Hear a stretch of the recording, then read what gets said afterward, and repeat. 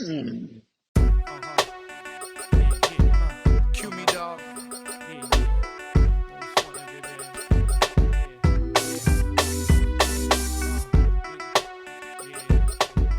Hey everybody, welcome to the Otherz podcast. I am your host, Steve Penny. We are back for another week, and joining me as always is my man Rafa. How you doing, man?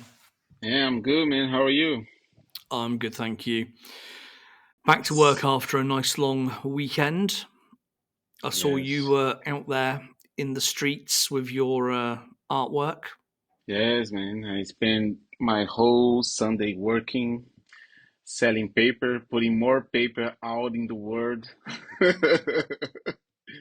yeah, it was good. It's always good to see people's reaction to my art. So yeah, it was awesome. All right, okay. So this week, the track we are going to discuss is, I feel it's similar to the one we had last week to a certain extent.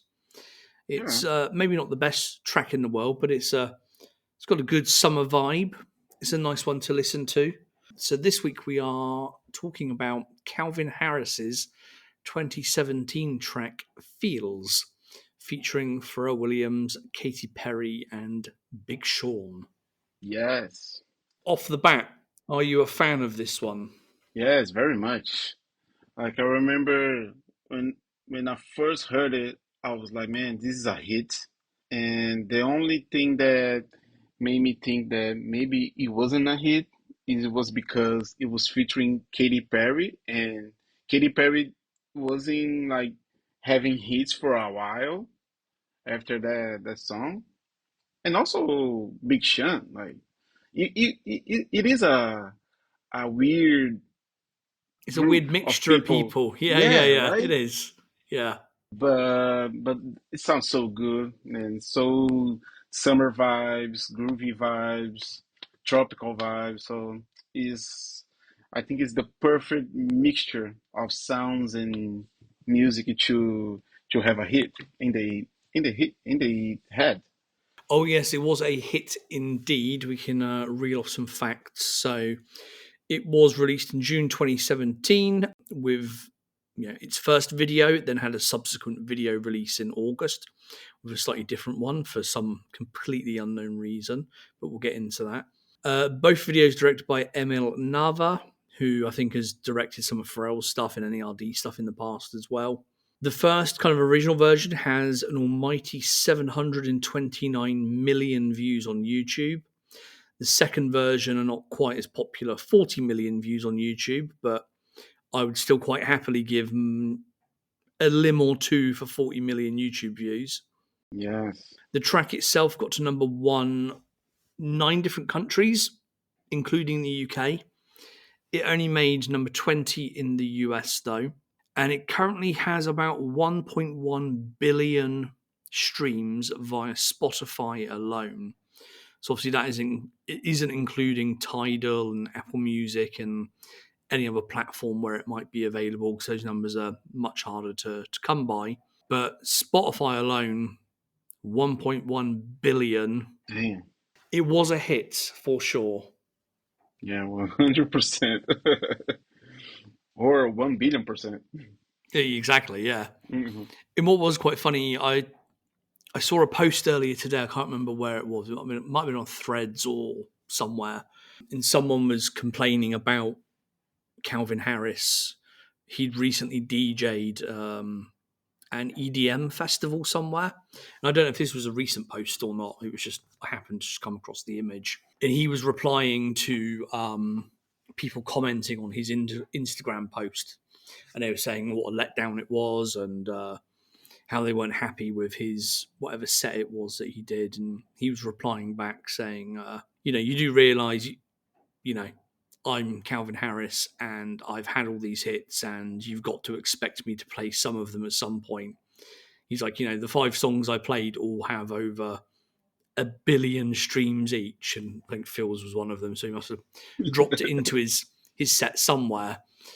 I can kind of get some of the feedback. If you go to like an EDM festival, you're kind of expecting, as the title Yeah. says, electronic dance music. But Calvin Harris is one of those DJs that sort of transcends a little bit, and I think he's at that stage where he's always going to throw in, a couple of his hits and the odd kind of more poppier track, and not necessarily just EDM stuff. I mention it just because I didn't realize Feels had that many streams and was that big, and I was quite surprised when I looked at the YouTube numbers as well and saw it had a combined total of nearly 800 million on YouTube. So you think between YouTube and Spotify, that's 2 billion pretty much.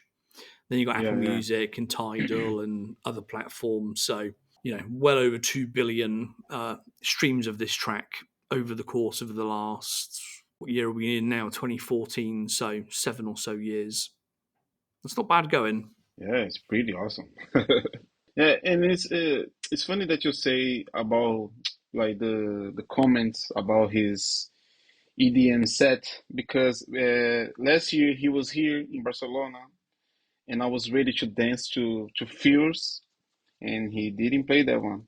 No? And I think no, and not even because that album, Funk Wave Bounces, it's like I heard that album like heavily when it come out.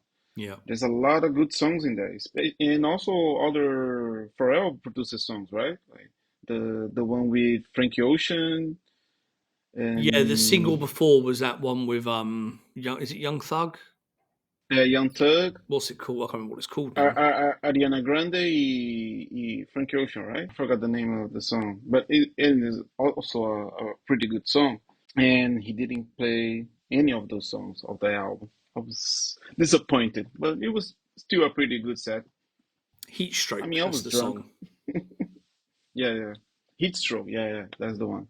That surprises me. I would imagine nowadays he probably, he would go to most festivals and sets, and he would, drop Feels and We Found Love with Rihanna, which again, well over 1 billion streams, and whatever the other ones were that you mentioned that I looked up on a list on Spotify earlier. I'd imagine they'd always kind of find their way in there, but I guess as an artist, sometimes you want to do a set and you kind of think, I want to try some new stuff or try something different or whatever it might be. Yeah, But if you are going to hear the hits, then and you don't get to hear them, then I understand it can be a bit disappointing. yeah, of course. I'm sure But you I had a mean, good time anyway. yeah, it was good. Like I was drunk. It was late at night, so it was in general it was good. I was just expecting, and also I was expecting the song that they did, the other song that they did together with Justin Timberlake, and he also didn't play that one, but it's okay. Let you down. Yeah. And let's have a quick chat about the video itself. The video, this is why I kind of say it's a bit like the one we talked about last week, Squeeze Me. Because for me, it's like the video is more interesting than the song itself. Now, the song is an instrumental I really like, and I think is reasonably strong. I think lyrically, it's quite sort of weak. Not a fan of it Mm. lyrically, but I think as a summer vibe, and to have a kind of appropriate video, it works very well together.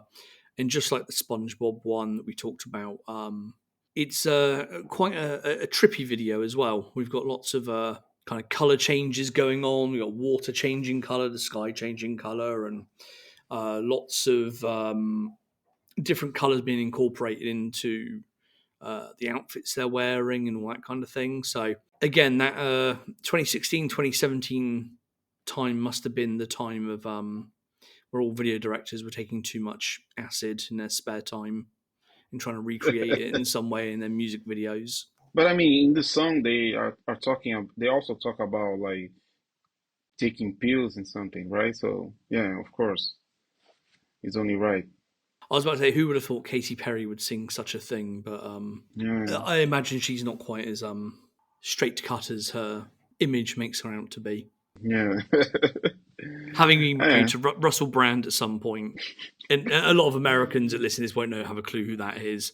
Russell Brand is now a right wing conspiracy theorist nut job who hosts a podcast. But Yeah. in the UK, in the kind of earlier 2000s, he was a very popular comedian and drug addict, and would effectively sleep. Womanizer? Yeah, I was about to say effectively he would sleep with anything that moved. Yeah. and ended up marrying Katy Perry for all of, I think, 6 months or something, Wow. which was a strange one that nobody ever really saw coming. Yeah, yeah, yeah. No, but I think a lot of people started to get to know him because of Katy Perry. Oh yeah, most definitely. I'm sure that kind of Yeah, put him in front of a lot of people. I wouldn't think that would have been his target audience, yeah, but yeah, certainly made him more well known. And like I say, now he's more well known for his conspiracy theory type of podcast, and currently at the moment being investigated for various sexual abuse claims from the 2000s when he was working on various TV programs. So I think that kind of says everything we need to know about him. exactly. Wow. Okay. But yeah, back to Katy Perry. I really like her on. I really like her on the song and on the video. Like the sky shots that they did. Also the sky shot that they did with Pharrell on the boat is Hmm. pretty Yeah, awesome. But the sky shot that they did with her like on the I kind don't of know laying in what the what. field kind of thing, yeah, on the grass. Yeah, exactly. With the Yeah, yellow dress and everything. I mean, Katy Perry always looking awesome. Like to this day. in the the yellow And hair matching the dress as well. I think all that kind of like all tied up very nicely. It looked very good. Like I say, stylistically, it was very well done, very well shot. Like you say, those yeah, kind of overhead shots again with Pharrell when he's sort of standing in that sort of pretend little rowing boat in that little lake. I felt a little bit cheesy sometimes, but they did look good. They were executed well. yeah, yeah. It looks pretty good. Like and even the ending with the credits going out. Like I Yeah, was like, oh, this is so corny, but it matches the song. it kind of I worked. don't know. Yeah, right. What I And did, like you said, the lyric is like is meh. yeah, But I I read I read a comment about the lyrics saying like, oh, the lyric is supposed to say something about Calvin Harris' relationship with Taylor Swift. That's why it's so shitty.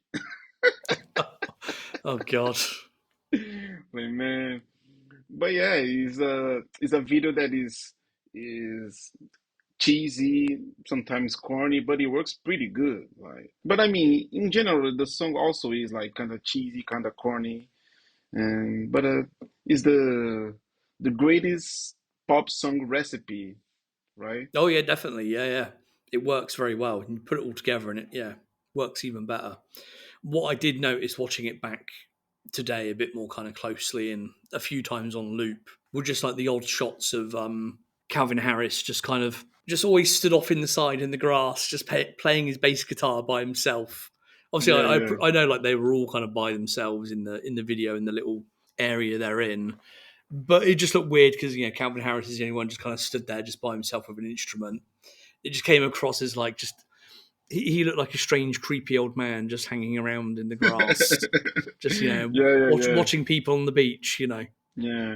And it's funny how like in I think in almost all his videos, he always like in the background, like he's doesn't want an attention at all. And as a producer, Pharrell is totally the opposite Yeah. because Pharrell always got his way into the front of the camera. And but it's cool, man, to see Calvin Harris like just chilling there. Like it's my song. I make a lot of hits, but I'm just here like hanging around, playing the bass, playing the guitar.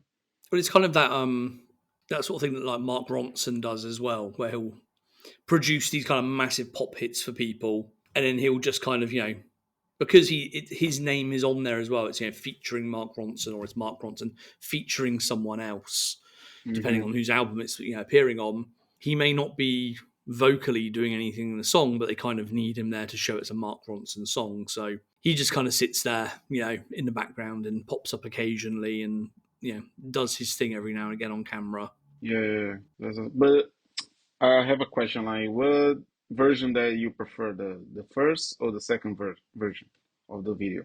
So for those that may not have seen it, because it only has 40 million views, there is a second version of the video. You don't need to go and watch it. I will put a link in the show notes, but you'll understand what it is just from us talking about it. It is effectively them dressed in a very 70s type way. And I guess you could say the first video is very 70s, 60s, 70s influenced as well, with the Yeah, yeah, colouring yeah. and stuff like that. But they're basically stood on the stage and they're all just like, performing the song basically. And again, Calvin Harris is off to the side, looking a little bit weird and awkward with his bass. Big Sean is just, sat on a speaker for most of the time. And Pharrell is sat behind an old school kind of keyboard with an old kind of 70s microphone in front of him, doing his best kind of Stevie Wonder type impression. I kind of got the feeling, it's kind of what he felt like sat there.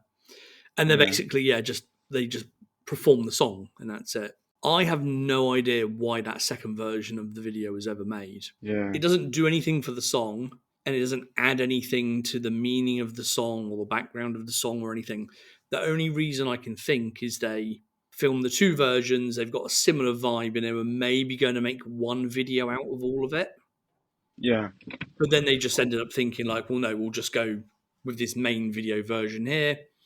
Oh, but we've got all this other footage. We'll just put a separate video out after for whatever reason, just to kind of utilize it, basically, seeing as they've gone and recorded it. But yeah, I have no yeah. reason I agree. why it was even made. Yeah, I agree with that. And I think it's only two shots. Because if you pay attention, like most of the video is like is a long shot, and sometimes they change it a little bit. So I think they did like probably two shots of their entire set, and that was it. Yeah, you've got a wide one with all of them, then you've got the odd close up, Yeah, and that's kind of it, really. You can tell it's yeah, probably 2 hours worth of work for them, and they probably filmed it and they thought, well, we've spent money on all the lighting, the design, and doing it, so yeah, let's just put it out there basically, because it doesn't fit with like the first version of the video. While, like I say, some of the aesthetics are kind of the same, yeah, wouldn't kind of tie in if you tried to cut pieces into it. So yeah, yeah, yeah, yeah. And I like the scenario. Like I think he matches the song pretty well. I just hate Big Sean like just in the background doing his little dance, like boring as hell. Like man, take that man out of the camera. I've got to say I'm not a massive Big Sean fan anyway. Like some of his stuff's okay, like Yeah, me and I'm neither. sure I've got a few of his tracks in my my Apple Music sort of library that I've have put out there. But I felt this verse was very much a pop crossover verse that didn't really say or do anything. Yeah, yeah, yeah, exactly. It's pretty predictable. Yeah, very much. Although I've got to say, when he does do his verse, the one note I did have was I really like the kind of the way they change the instrumental when he does his verse. Oh yeah, yeah, So that's you've good. obviously like during the rest of it, you've got most of the beat kind of playing, but then when he does his verse, they strip it right back. So first half of his verse, you've literally just got the bass guitar, which sounds really good. Then you get that kind of vocalization that pitches up, and then you get that guitar that gets added as well. That sounded really, really good. Yeah, It yeah, just I would have been agree. nice if it maybe wasn't Big Sean or if it was a slightly better verse, let's say. Yeah, yeah, that's why I think like the lyrics really doesn't matter in the on this song because it was really well produced. Yeah, definitely. And the bits that I picked out that I liked were the classic bits that I always like, the little Pharrell ad libs, the little haze and things like that he does over the top of a track, or not necessarily over the top, in the background of a lot of tracks that he's involved with. Normally on ones he produces, this one he didn't produce at all, I don't think. Yeah, But yeah, good to hear him kind of adding his own little sort of vocal flair that onto it that Pharrell will do sometimes. yeah, no, I agree. Like vocally, he is one of the best Pharrell vocal performance in a track. Like by far, if you think about it, everything's pretty great. The background vocals that he did, like the vocals, the verse, pretty good. I think it, and I think like really adds. It's not just a feature. It's like pretty adds to the song. Like it's pretty. I can't see anyone else doing that Yeah, yeah, definitely, yeah. and giving the same vibe. You know? I know this is a Pharrell related podcast, but setting that aside, I would probably say the Pharrell part is probably the strongest part on the song. Ah, yeah, 100%. Yeah, the Katy Perry part is quite simplistic, quite repetitive. The Big Sean verse isn't particularly great. Yeah, Like I say, the and I instrumental think I do generally like, but I think the Pharrell part is what kind of brings it all together.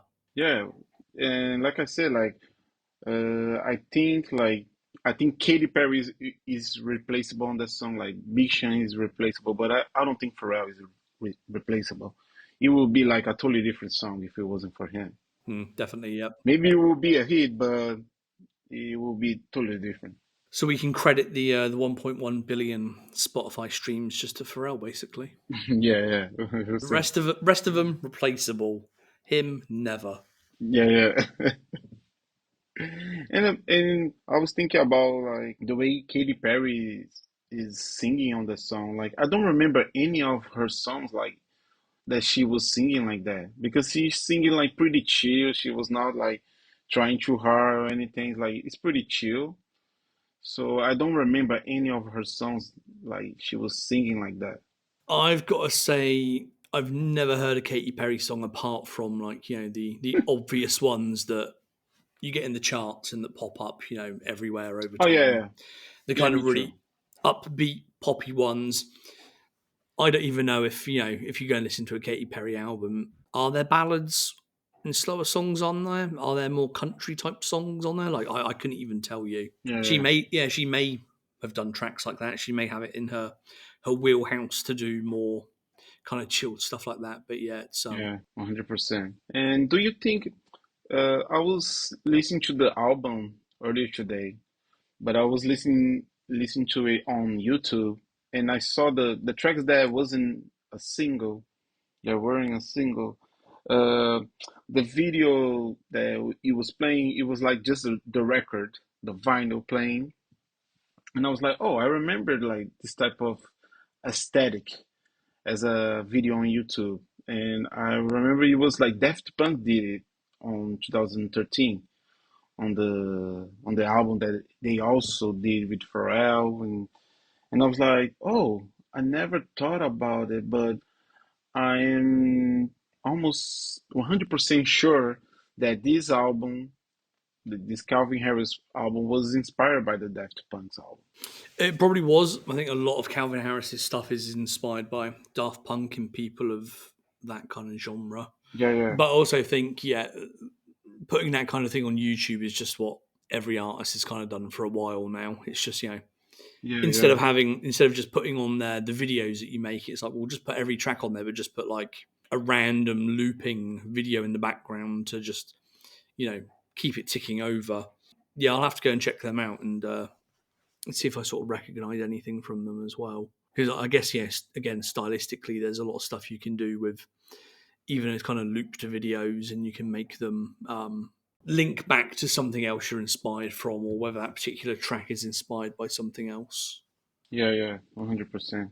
Ah, especially nowadays. I mean, everything is inspired by something that was inspired by something, and it goes on and on. Yeah, I was going to ask because I always find it kind of quite funny when kind of Calvin Harris gets brought up. I think like most people, or at least people younger than me, only really know him. Don't laugh. I know you're laughing. 'Cause you're thinking, yes, everyone's younger than you, Steve. But most people, I find, only know him from like the last, I don't know, 10 years, 15 years or something, since he became a massive international star.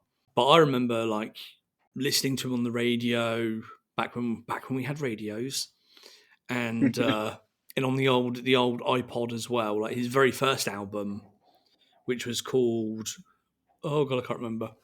I bought it up and I can't remember. Was it Merry Making at My Place? Well, that was one of the tracks off of it. I think that might have been what the album was called as well. Have you heard the album? Were you like aware of him when that first came out? No, no idea. Oh no, sorry, yeah. Merry Making It My Place was the single. The album was I Created Disco. That was it. So Okay. 2007. Wow. I would recommend people if you like Calvin Harris and the stuff he does now, I would like recommend going back and listening to that album because that album is like basically he solely produced it in his bedroom, and that's kind of like in the UK what he became sort of famous for. because he kind of self-produced this in basically his grandmother's house or his home or something in his bedroom with his own equipment. And then like the singles that he had that came off of it became like really, really popular. But what I kind of find really funny is back then in sort of 2007, so this is nearly 20 years ago, he was just an average looking, scrawny kind of Scottish guy. Yeah. Whereas, now in the last sort of 10 or 15 years, as he's got more and more famous and he's moved out to LA, he's, bulked up a lot and, he's looking like he's looking like the money he earns, let's say. Yeah, it looks very different to how he was back then when he was producing stuff in his bedroom. Yeah, I remember, I think it was like maybe 10 years ago, I saw something on Tumblr saying like a conspiracy theory saying like he was replaced by someone prettier than him because Someone he much more was, handsome. yeah, yeah, yeah, because his looks was awful. Man, the internet. But yeah, he completely changed.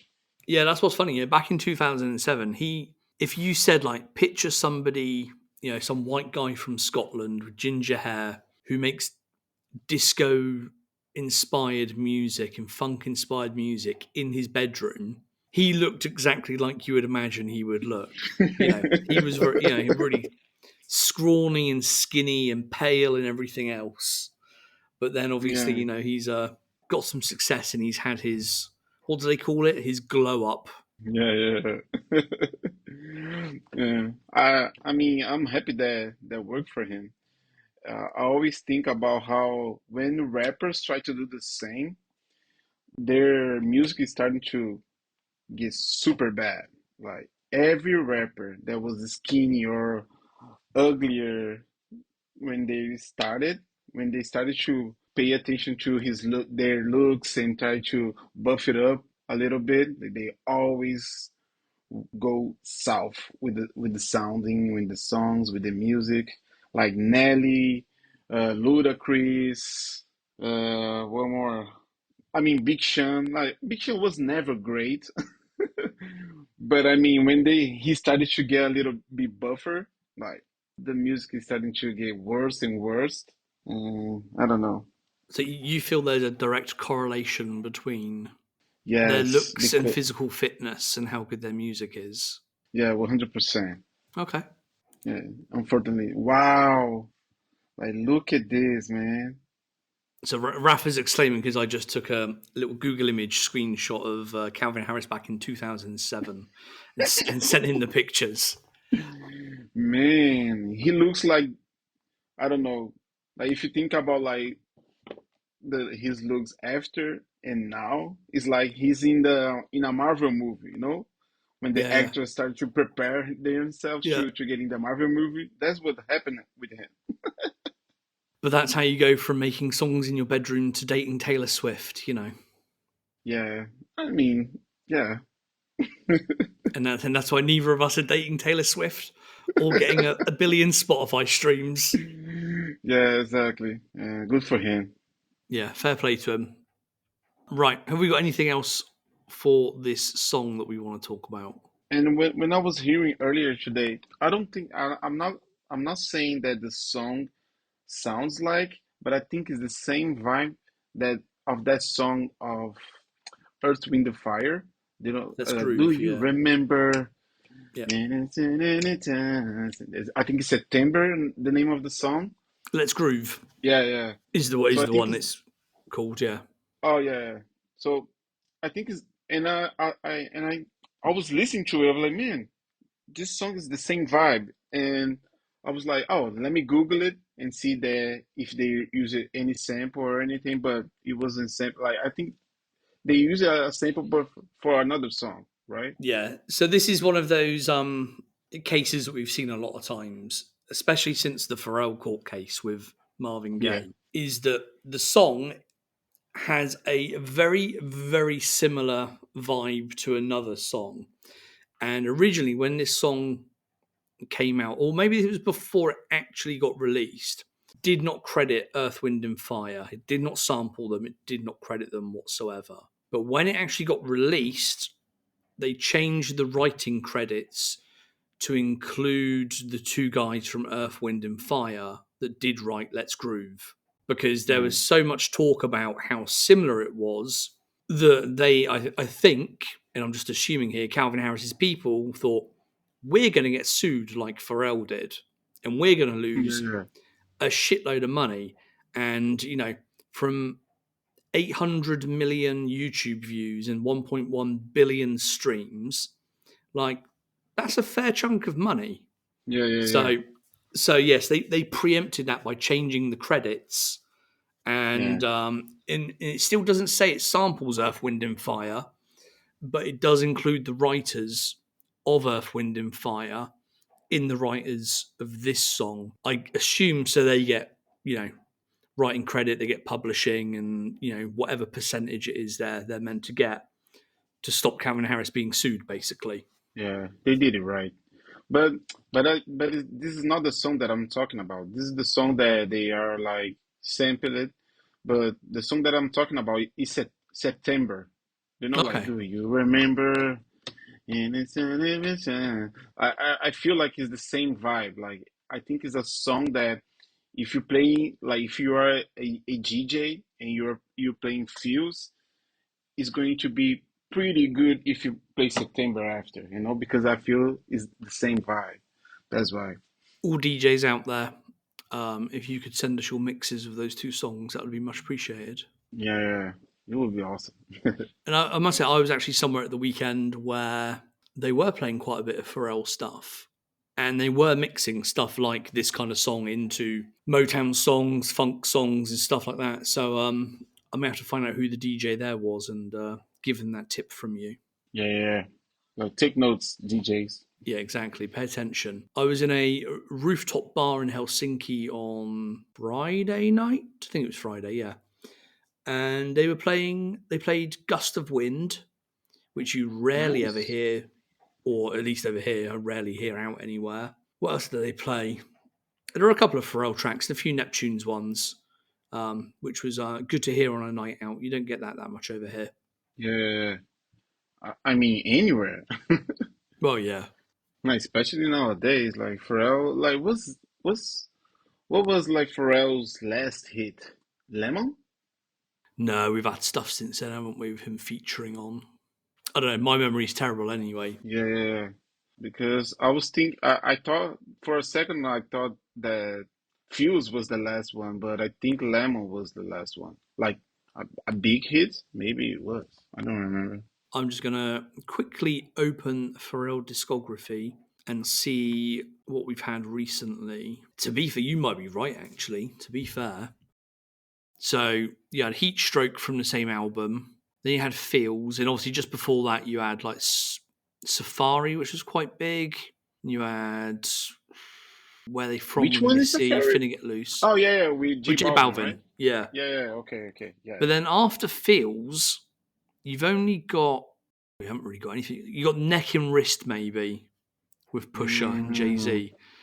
Apart from that, no, we've got listed here Midsection, 10 Missed Calls, Juggernaut with Tyler, obviously, yeah. Neck and Wrist, and then At the Party, Kid Cudi. So that's stuff he's featured on. And then let's go back to his own stuff. Yeah, I want to say, like, Entrepreneur 2020, although it wasn't a massive hit. I think, it wasn't outside of No, our yeah, world. yeah, yeah. Cash In, Cash Out 2022. Yeah, that one should have been a hit, in my Yeah, it should opinion. have been bigger than it That's pretty was, good.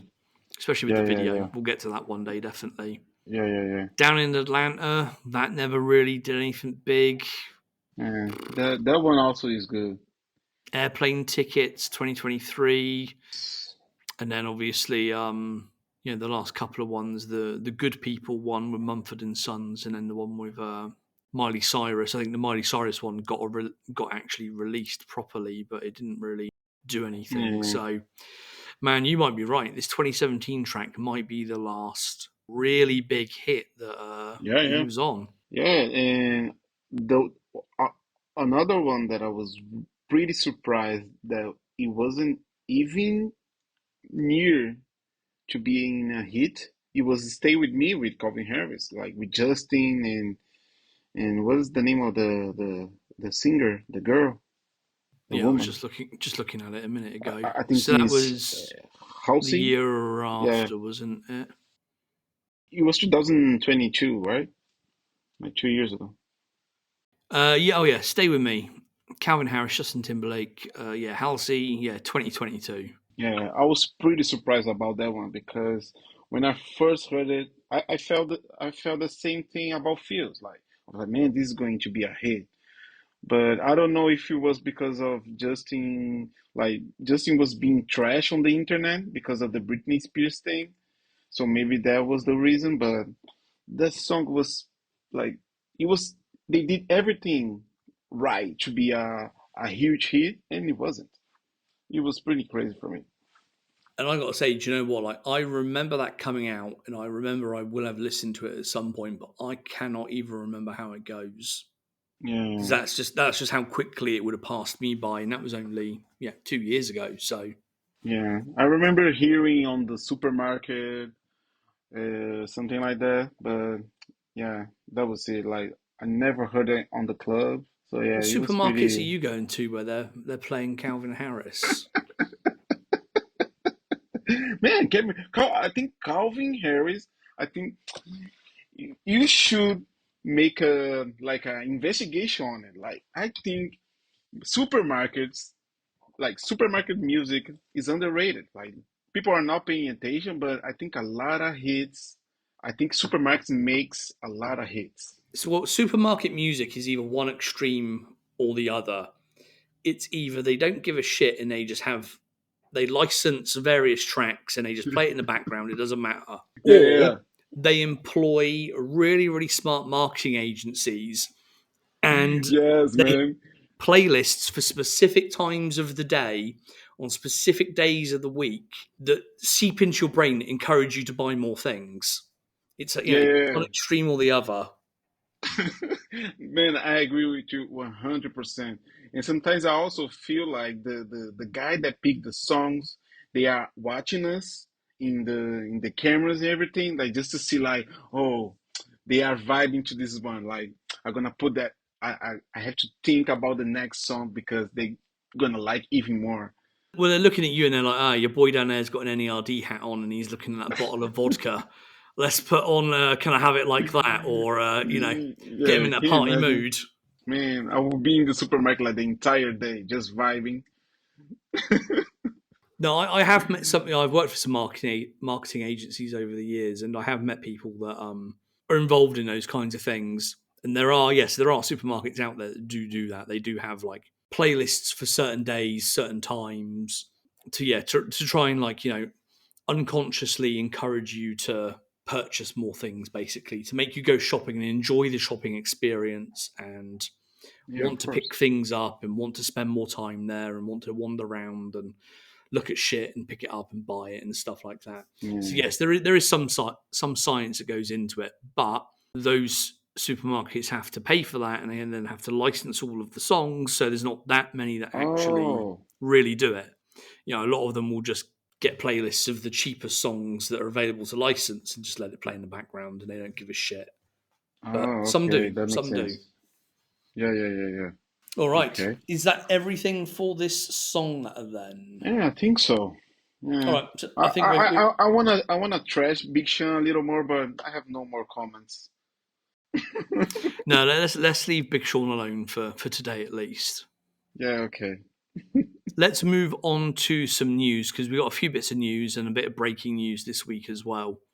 The first Yes. couple of bits I want to mention only because I can't remember if I mentioned them in previous weeks. There is a new I Know Nigo book coming out soon. Mine has been pre-ordered for many, many weeks. It comes out next week, well, in 1 week exactly, in fact, on the 9th of April, because we are recording this on the 2nd of April. It is by Rizzoli, who do kind of all the books with Pharrell and other artists and stuff like that. It looks good from what I've seen. If you go to the Rizzoli website, you can preview the first 50 or so pages of it, I think. There's a nice forward by Pharrell. There's some interviews with Nigo. There's then a big section breaking down every track on the I Know Nigo album as well, talking about that. Oh, okay. There's lots of behind the scenes pictures and imagery. There's also a section from Cause in there as well, which I didn't get to see because it was past the preview part. But I'm hoping that's got some great pictures of the art they've collaborated on and stuff that they do together. So I Nice. would highly recommend you go and order that book. You can get it directly from Rizzoli, or you can get it from Amazon. Or I think BBC announced yesterday that all the BBC stores are going to be stocking it as well, unsurprisingly. So you can order from Nice. them if that's where you want to get it. And it's Yeah. only about $60 or €60 or something. So it's not overly expensive, for one of the big hardback books. So not badly Yeah. priced. Yeah. Yeah. But it's sorry, but it's out yet? Oh no.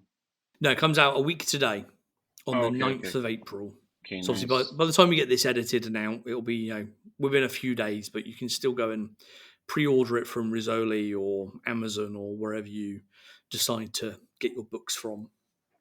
Oh, I'm gonna check it out. There's. Yeah. It looks. It sounds good. Yeah, because I got the first one, like the Pharrell one. I got the first one, and then the second one. I was like, I went to a bookstore and I was looking to it. Like, man, this feels like I don't know, money grab. Like just the part two of the same book. So all the stuff. I'm gonna pass it. Do you have it? The second one, I've got all of the Rizzoli ones that Pharrell done. Yeah, three of them or four of them. Yeah. three, right?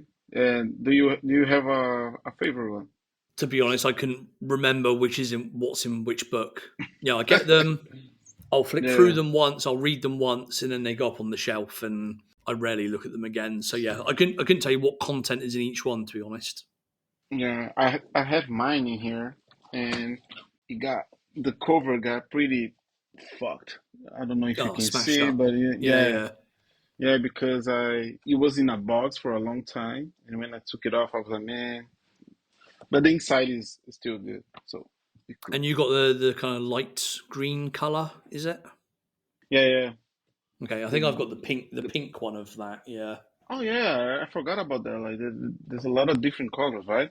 That was cool. The Nigo one, the standard release comes with a blue cover, but there is a yellow cover. I don't know if that's going to be like a friends and family version or there's some kind of difference, or they're maybe just going to get released, both versions, and you get whatever color comes to you. But I think blue is a standard color for the Nigo book, and then yellow is like some kind of special version. But we will see next week once it gets released. Yeah. The next bit of news I wanted to mention, something that obviously you're happy about, I guess, is the new Beyonce album. Yes. I was out at the weekend and I said I must listen to this at the weekend, and I completely forgot. It was only today that I went and listened to the Pharrell produced track Sweet Honey Buckin', which one quick listen sounded all right, but I need to give it, a couple more listens. Yeah. With you being the Beyonce fan that you are, were you feeling the album? The album, not yet. I feel like there's I think half of the album sounds pretty good in my first listen. Like I think I listened to like twice only. The Pharrell one, I heard it more and I like it a lot, especially because it has a little bit of beat switch that is something that Pharrell hasn't done in a long time, so I appreciate that. And but the album I think is solid, but I think I have just to listen a couple of times more, just to feel a little bit. I don't want to rush my judgment about the album, but in general, it sounds good. Okay. I would not say it's amazing, but it sounds good. I really like the cover that she did for the Beatles song. It was pretty good to hear. And the song with Miley Cyrus, the singer that you loved in Cher, I pretty like that one also. And the Pharrell one, it was pretty good to see like he's sampling himself. There's two samples in there, like the song with Maxine Ashley and The other song is Madonna's, I think. I think the song I think it's Ring My Bell maybe. I don't remember this the sample. But do you remember like do you did you catch the sample that he did? No, I didn't notice, to be honest. The only things I had written down from listening to that song very, very quickly earlier were the bridge sounds really, really familiar, and I don't know why. It may be in Yeah. interpolation or maybe something he's used somewhere similar before. Oh, okay. I thought what I found quite funny listening to like the pre-chorus and then the chorus parts with Beyonce. It reminded me of certain songs by Little Dicky where Wow. he shouts out like certain ad libs, and that's what she was doing. And it just the way it was like the vocal arrangement in it and the way she was saying it just reminded me of like old Little Dicky songs for some reason. Man, that's awesome. I'll have to get like an MP3 version. If I remember to insert them into this edit here, then I will try and put them in there and make them short enough so that I don't get copyright struck or anything and get the podcast taken down. She gone. Think I'm a bucket, bucket, bucket. Well, like a mechanical bull. Good night. Flow money is full. Yeah. Look at that horse. Look at that horse. Look at that horse. Man, please, if you remember the songs, like the Lil Dick songs that you remember about this, like if you remember which songs it is, like send me, please. I wanna feel this I will, because this is yes. crazy. Like I will I will. never imagine. Like, can you imagine like Beyonce in an interview saying, "Oh, that song was inspired by Little Dicky"? Little Dicky. Well, you never know. You never know. Yeah, yeah, She it's may have heard a crazy. song somewhere, or he had some pretty big guests on his last series of his TV show. So you never know. Yeah. I am just very quickly trying to go on Genius and find what the sample is that you mentioned because now it will be bothering me. The song that Pharrell sampled, it was I think it was Cookie Man, the song with Maxine actually.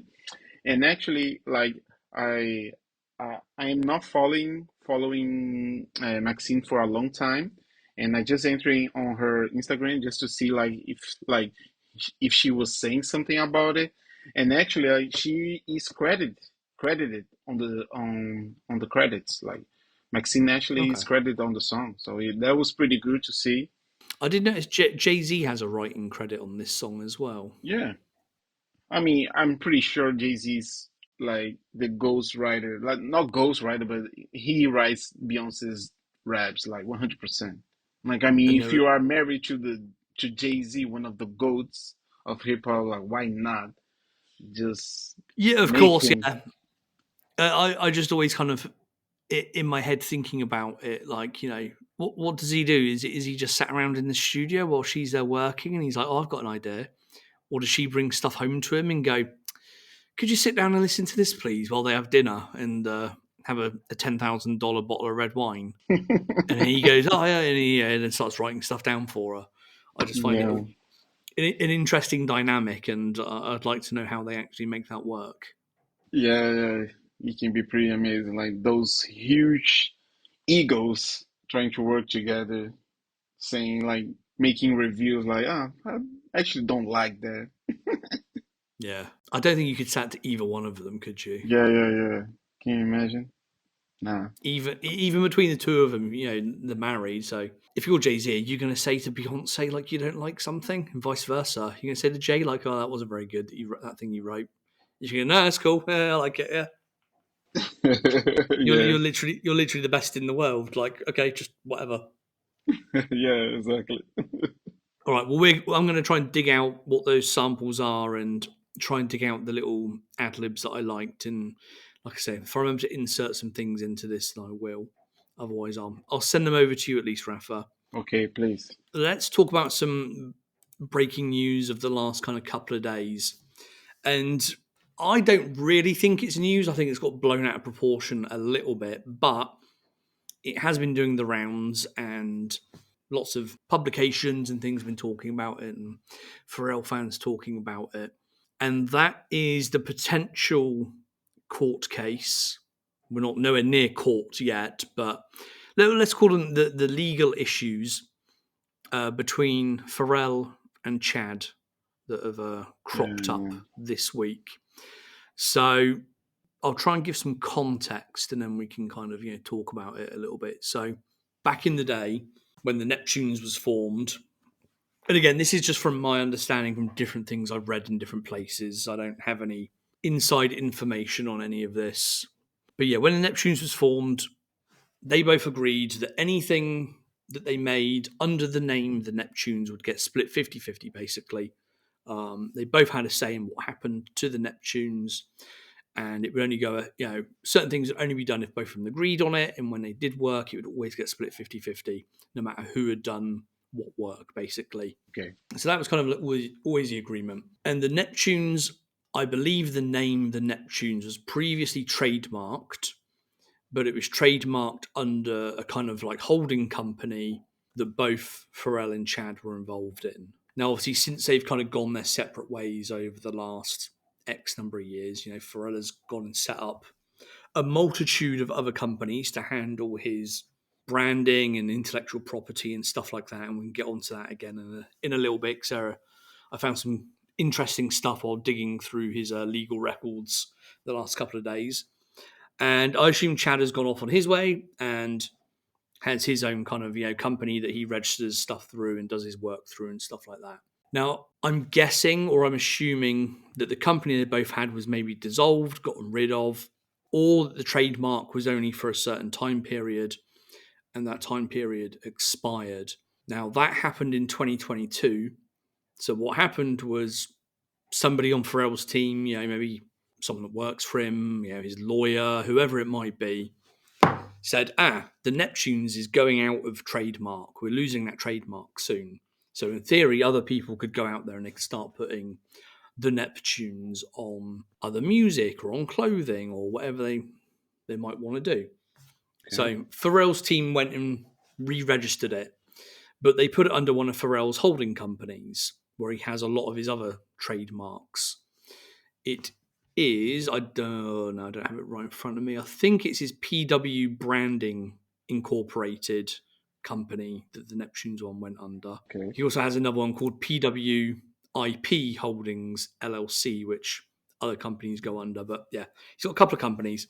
And to make sure they didn't lose the trademark, to make sure no one else could get hold of it, they went and registered it and put it under there. Now, that was 2 years ago. And nothing's really happened with the Neptunes kind of since then. But over the last year or two, we have seen Chad online talking about or making posts about how he needs a lawyer that knows about these kind of legal situations and things like that. Yeah. So there was obviously something going on in the background the last couple of years. And then what happened this week was that Chad's lawyer filed...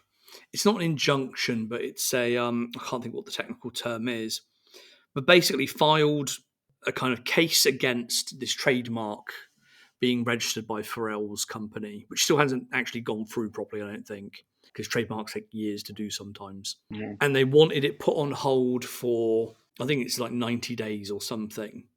And what seems to have happened is the judge has agreed to kind of hold off the processing of the Neptunes trademark so that Chad's team now have until, I think it's the end of August, to, look into it and to do whatever kind of due diligence they want to do and to try and work something out with, Pharrell's team or, come to some kind of agreement.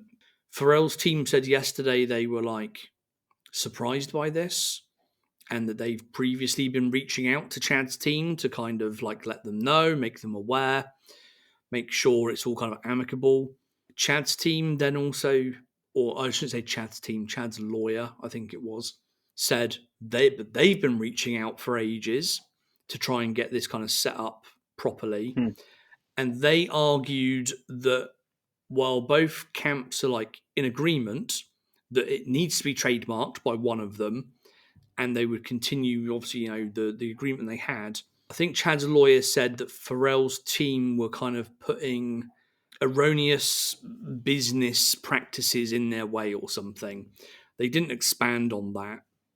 Normally what that means is one team is saying, well, I'm trademarking it, so I should get 55% or 60% or, a slightly higher number. Or, if you want to use a Neptunes name, then I also have to sign it off. And, there's some kind of agreement in there, some kind of clause in there that, Chad or Chad's team aren't happy with. And that's kind of where we find ourselves today. And like I say, I think it's been blown out of proportion a little bit. I feel that, between the two of them, they've probably had this ongoing agreement. They both know they need the trademark in place.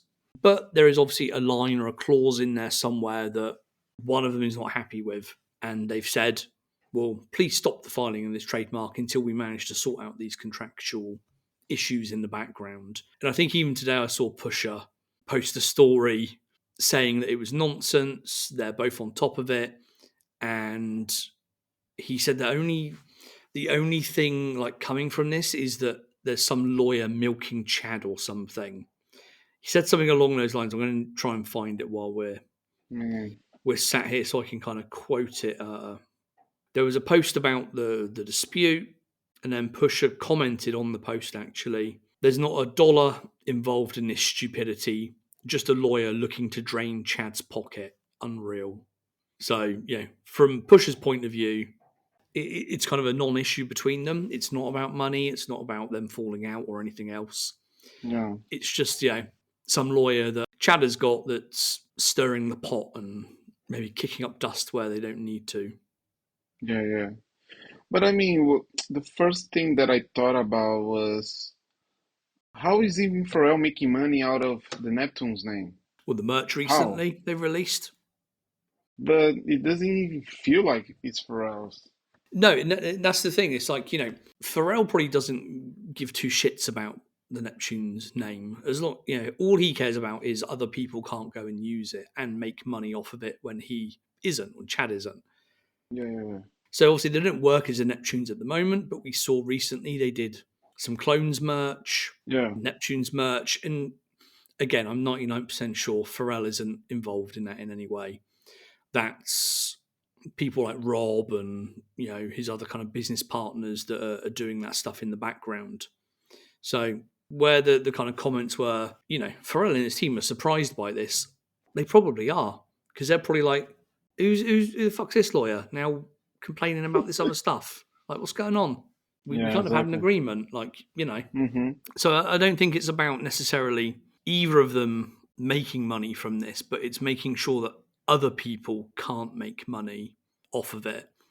Because, if some other clothing brand went out there and said, if they didn't get the trademark and it didn't get renewed, and some other clothing brand, I don't know, H&M, for example, they're, notorious for doing stuff like this. They go out and license the name the Neptunes from whoever does pick up the trademark, or they trademark it themselves. Suddenly H&M are putting out the Neptunes t-shirts and hoodies, and Pharrell and Chad are like, well, and certainly Pharrell will be like, I don't fucking want my name in H&M.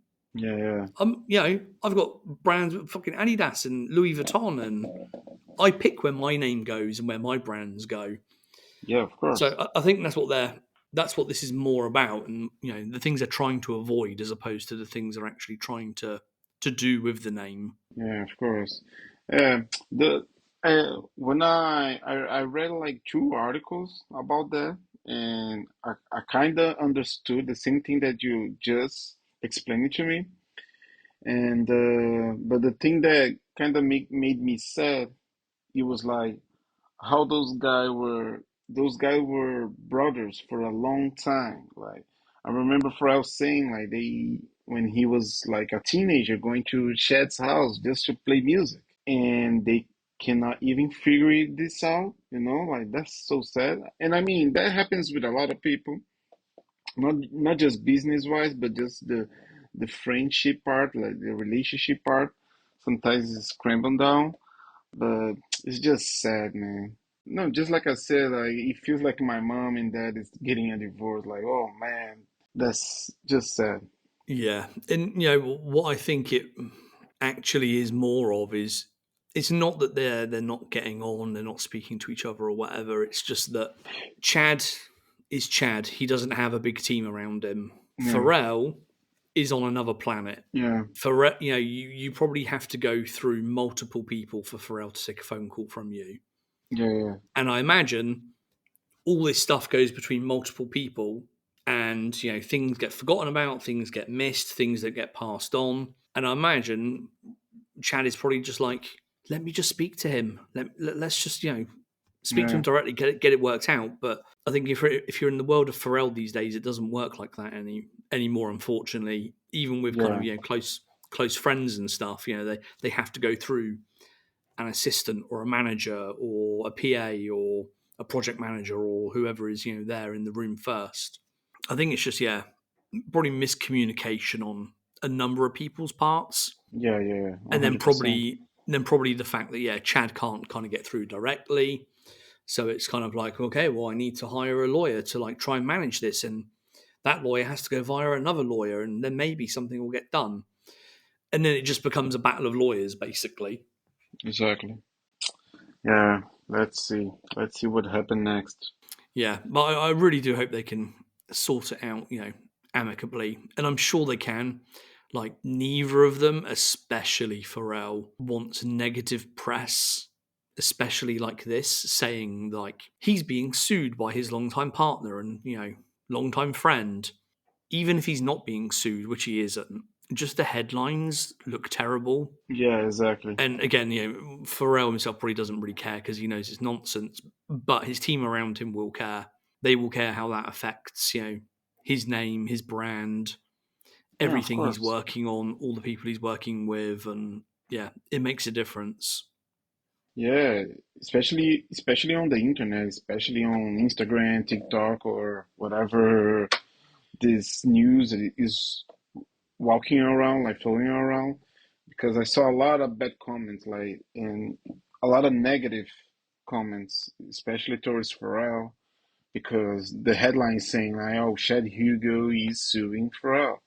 So a lot of people's like, "No, let's give Chad his flower, his money, his credit, everything."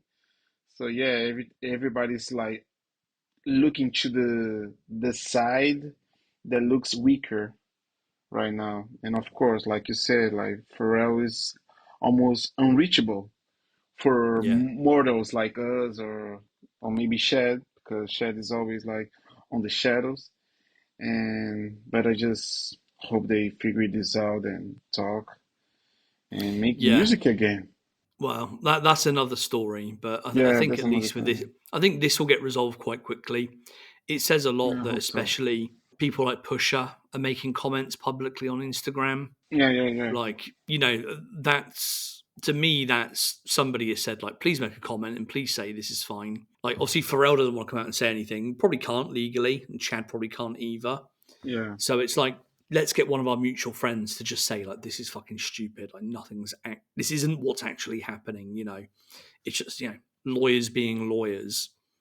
And then, we saw earlier, like, the official Star Trek account, which is obviously run by Rob. They also posted, a thing as well. Like, no matter what happens, these two are brothers, and it was an interview of both of them together. I think being inducted into the Songwriters Hall of Fame, maybe I think it was, or the Rock and Roll Hall of Fame, one or the other. yeah, yeah, There are certainly people in certain camps saying, let's do some PR to make this not look as bad as it might be, or yeah, let's make it not look as bad as the headlines make it out to be, because the headlines aren't quite true. Which, again, as with everything on the internet, if you see a headline, like, go and check what it's actually about, yeah, exactly.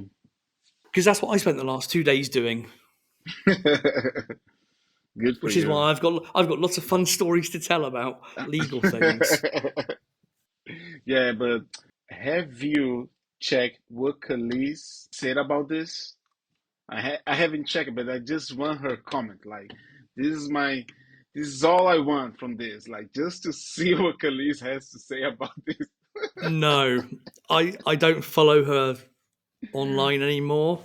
Me But neither. now that you've said that, I'm gonna go and have a look, because Man, this is the sort of thing, like, if she's in a bad mood, she might say yeah. something. Like when I saw the news, like when I saw the headline, the No, first nothing. thing that came in my mind was, Like, what was the name that Khalees named Shed something, right? I remember like saying Shed was like I don't remember what she called him.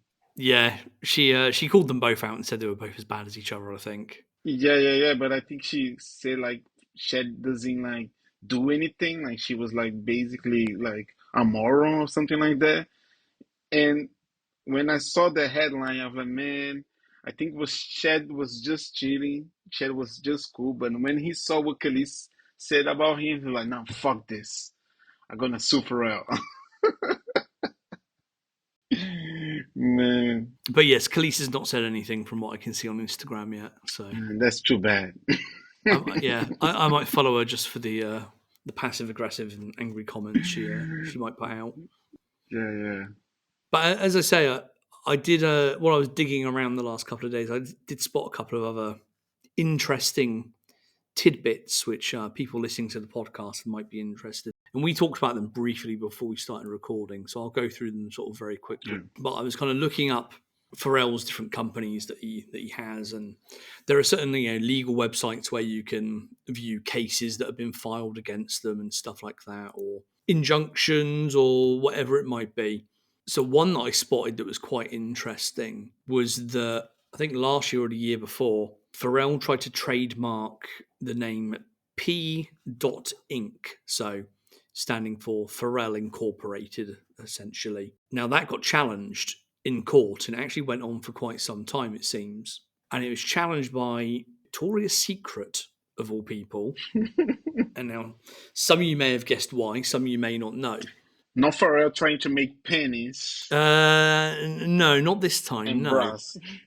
no. So P. Inc. was listed as media production, music. P. Inc. Records as well as a record label, but that also then potentially extends out to, as we've seen with releases that Pharrell has done, merchandise and stuff like that as well. Now, Victoria's Secret issue with this was they own a brand called Pink. It used to be called Victoria's Secret Pink, and I think they changed that trademark to just have it as Pink by itself as well, and that covers underwear, accessories like I don't know, phone cases, bags, different clothing types and stuff like that. So they obviously had issue that P. Inc. spelling pink would in some way potentially be confused with their underwear brand Pink, Pink. Yeah. Now I think that's clutching at straws a little bit, but lawyers are going to lawyer. Yeah. So they filed against it and they tried to get the trademark cancelled and stuff like that.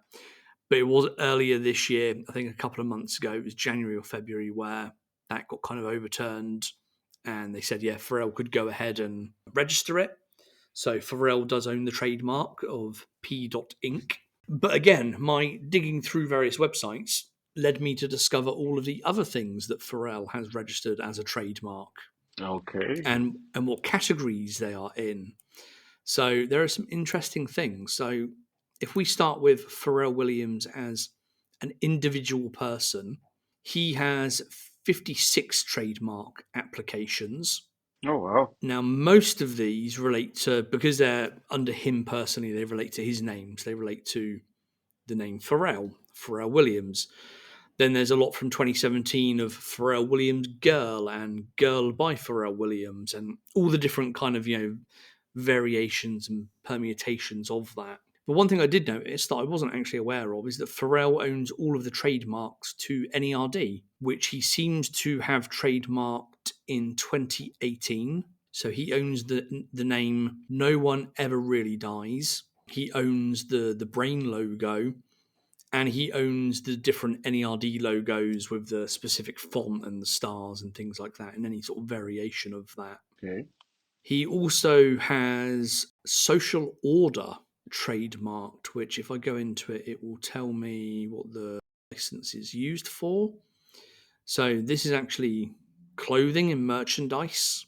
So yeah, something called Social Order, which I assume relates to one of his projects that relate to Black Ambition and stuff like that.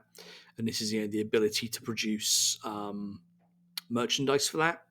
He's got a few Okay. other social order ones, and he's got Pharrell, then different permutations of Pharrell Williams, blah, blah, blah. The original social order one, which is from 2009, tells me eyewear and sunglasses. So he was going to do something with social order. Cosmetics it falls under. So yeah, who knows what he did with that. But that's, Pharrell as an individual, and it's mainly related to N.E.R.D and his name and variations of his name. He then has like a kind of a sub company called PWIP Holdings LLC. So for all of his intellectual property. And here is where we get some quite interesting stuff. So we have one that was actually filed very recently called Take It Up a Notch. Now, if I remember rightly when I opened this earlier, this relates to all-purpose carrying bags. So any type of bag, basically. Backpacks, handbags, tote bags, messenger bags, wallets, whatever. So maybe that's something coming in the future. He also has We, Us, Ours, which relates to some of his cosmetics. He has P.S, which I have to open it up to remember what they were, which relates to jewelry, diamond and gem jewelry. Okay. We have Philosopher's Stone. That also relates to jewelry. He then owns the trademark to the Good Time Hotel, which I was quite surprised about. That's the hotel he has an investment in Miami. He then has one really interesting one, a name called Mangose. So it's Mangose. I'm assuming it's pronounced Mangose. And this is a beer, a fruit-flavoured beer, or beer-paste cocktails.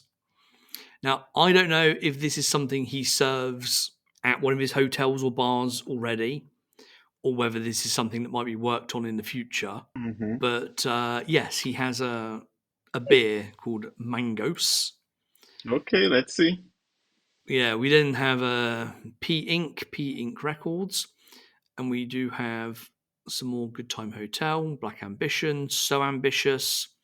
Then we have all the Neptunes stuff, Something in the Water, Strawberry Moon, which is related to the hotel stuff he does.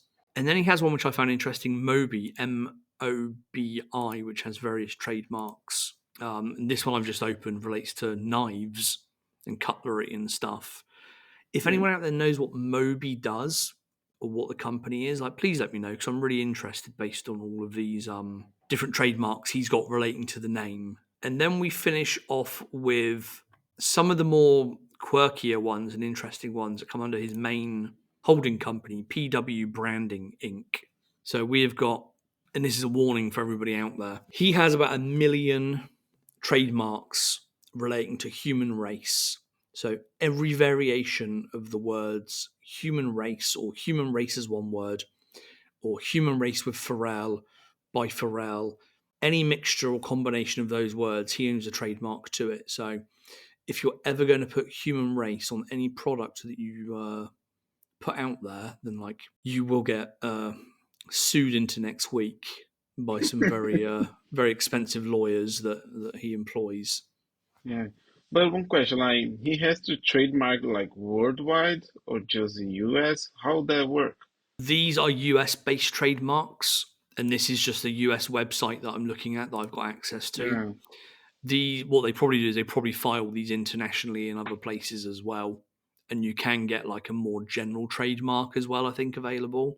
But these ones that I'm looking at, I think, are US specific. Oh, okay. Yeah, because you had to, right? Because remember what happened with Supreme? Some guy, I think it was a Chinese guy that he trademarked Supreme Italy, something like that, and Yeah. he started to sell Supreme stuff all over the world. No, not US, but I think here in Europe, there was a bunch of stores, No, I remember that. Yeah. and Supreme was suing the guy, and I think after 1 year or 2 years they won, or I think they paid off the guy, because I don't think Supreme won. I think Supreme had to pay the guy, Yeah. and that was And it. that's why, with this human race stuff here, he has 50 or something different variations of the name human race. just to cover his ass everywhere, so no one can use any permutation of human race. And I imagine some of these are international, possibly international ones as well. Yeah, just to make sure that nobody can kind of sneak through the cracks and go, well, technically, I've put a space here and I deal with this kind of product that's nothing to do with what you do. It's like, no, just trademark the hell out of it, register everything possible, and then you don't end up having to sue people and spend millions going to court. Because, you know, even if you win, you've still spent a fortune in lawyers' fees and stuff like that. And if you're suing somebody that's quite small, there's a good chance that a judge may say, well, there, you need to pay your legal costs, but that person will never end up paying them because they just can't afford to. Yeah, of course. But can you imagine like someone trying to use that awful name, human race? Like, it's just a normal name. You never know. Yeah, of course. You know, there may, in, I don't know, a year's time, 2 years' time, be some big rebranding, and they may do some big human race release where, again, they've got brand new sneakers and everyone's all over them and they're queuing for days to get them again. And so, you know, it only takes one person to jump on the back of that and go, oh, technically this thing over here isn't trademarked, so I'm just going to put human race on it because suddenly it's really popular again. Yeah. And people assume it's something to do with the shoes or the clothing. They start selling them and something bad happens, and, you know, it tarnishes the brand, which, you know, obviously is the thing the lawyers care about the most, basically. Yeah. But just very quickly, some other things we've got in here is Black Future and the Black Future Festival. So again, maybe another initiative Pharrell was working on previously. More Neptunes. We got Good Time Drinks. So from his hotel, Garden Boy, I found interesting. Yeah, it is. This is intended to cover the category of restaurant services, catering services, online food services, food trucks, etc. So, Garden Boy, I don't know, maybe some kind of vegetarian or vegan type thing he was going to offer at a hotel, maybe. Man, Pharrell is really securing the bag, huh? Oh man, yeah, there are loads here. So he actually owns the trademark to Hue as well, the HU with the triangle around it. I would assume Adidas would have owned that, but no, he owns it. Nice. We've got all of his human race cosmetics, human racing as well. We've got Othertone, Black Ambition. He then owns the trademark to Well-Being, which I found interesting. Just as a name, a concept. But obviously, you know, goes in line with his cosmetics that he has.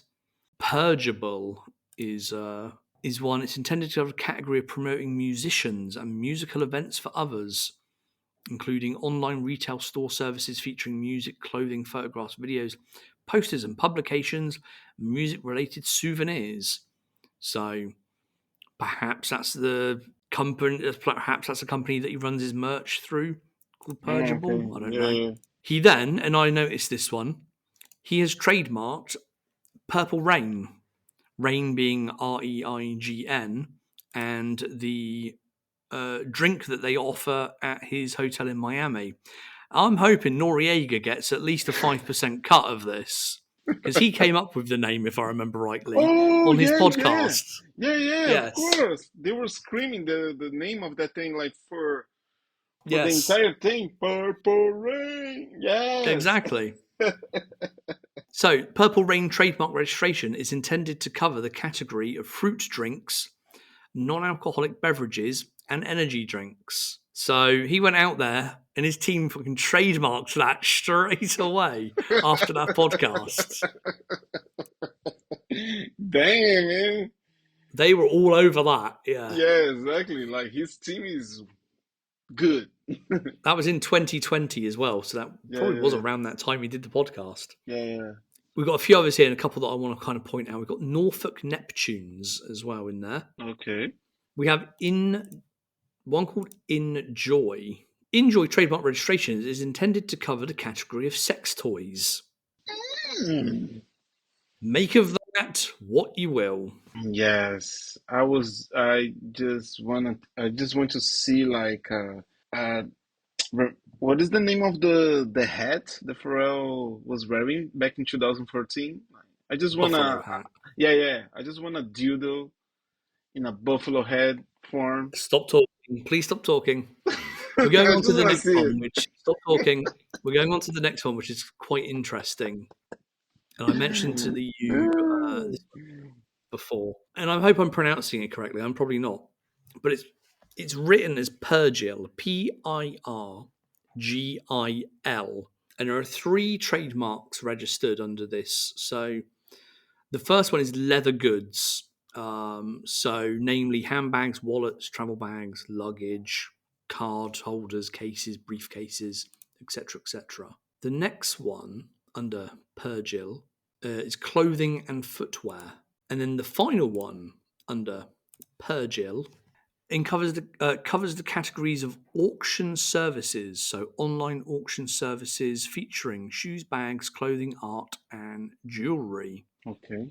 Now, we obviously know Pharrell has Jupiter, the online auction platform he's been using recently. Obviously, he got rid of a lot of his stuff there. Nigo did a high-profile event with them as well. So I'm guessing this is something to do with that. But the name Purgil, it's not. I don't think it's a very good name. But P for Pharrell, Urgil for Virgil. Yeah, right It on the makes me nose. think.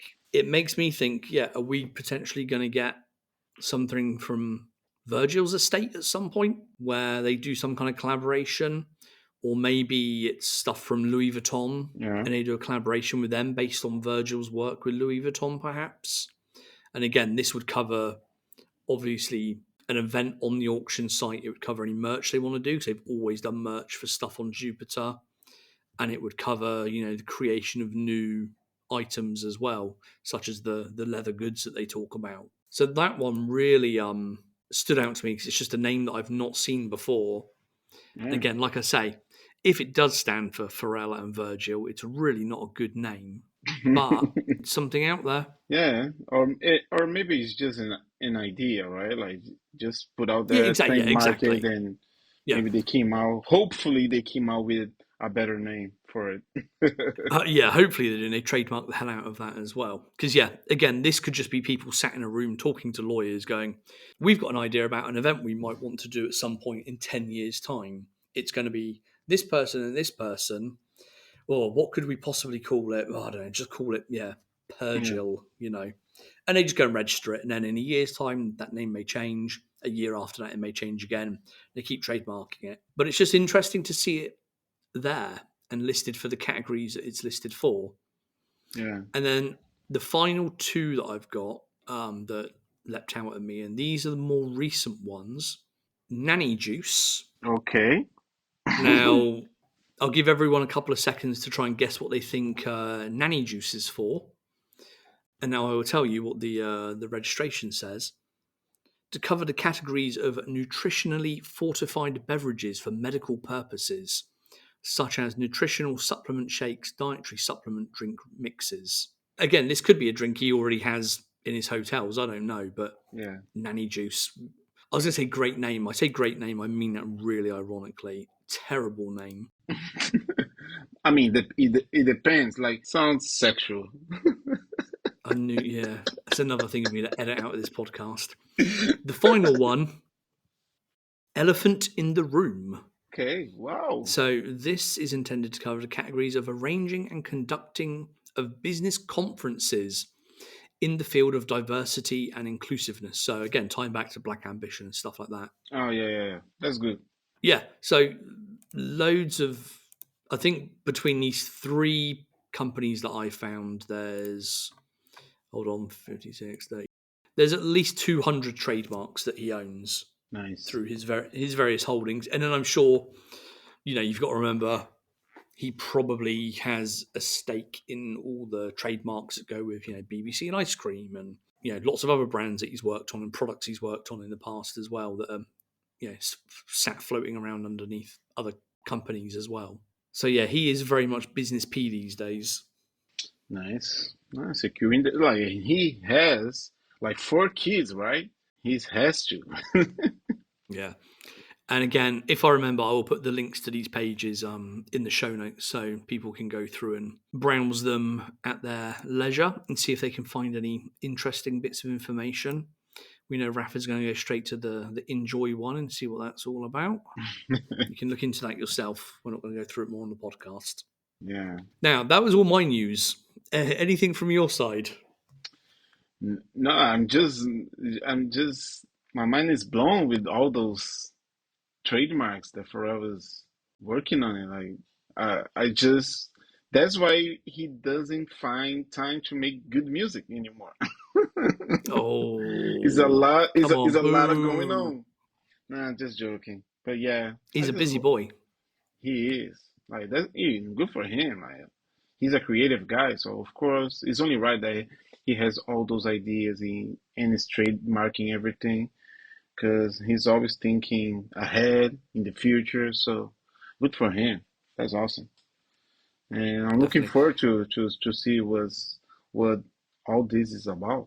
Yeah, and I would just say, yeah, anyone out there, if anyone has any insights or they can dig out any information on what some of these are related to, such as like the Moby one that I mentioned. I did also see in some of the other filings it also ties into building and construct. Yeah, so it does make me think of the social housing project he did a few years back, or was talking about doing in Canada, where they were going to build like affordable housing in some certain neighborhoods and stuff like that. So maybe it's related to that in some way. But like I say, if anyone can shed any light on any of these trademarks and find out anything interesting, then definitely get in touch because we would like to know.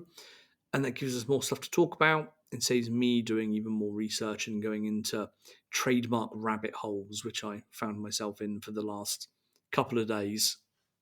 Yeah, man. No, that was awesome. That was some private investigator shit.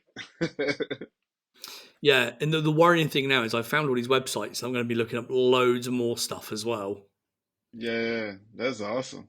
And I didn't even know like you can look it up for all those things. Yeah, it's all public. Yeah, at least in the US, it's all public information. So if you know the right websites and you've got an idea of what the who's involved in the companies, obviously like Pharrell's name is on his own personal one, but it's not on any of the others. So as long as you kind of know what the names of the companies are or who the lawyer is that's filing on his behalf, you can find it all. Nice. That's cool. All right. Well, before your internet dies, let's wrap it up there. I thought this was going to be a really quick Yes. one this week, but we have gone really long. Yeah. So I'm going to have fun editing this. So you can find all of the show notes and links in your podcast player of choice if you just scroll down or across right now, or you can find them on the website, theothers.net. You can also find all of the Others social links and where to contact us and stuff like that over at linktree/Others podcast. You can find me online at Steve R. Penny in most places. And Rafa, where can all the good people find you and your work? Yeah, they can find me on my personal Instagram. That is Hafito_Zurk, and my professional one that I put most of my artwork is Nickcartel, is nick.art.el. So yeah.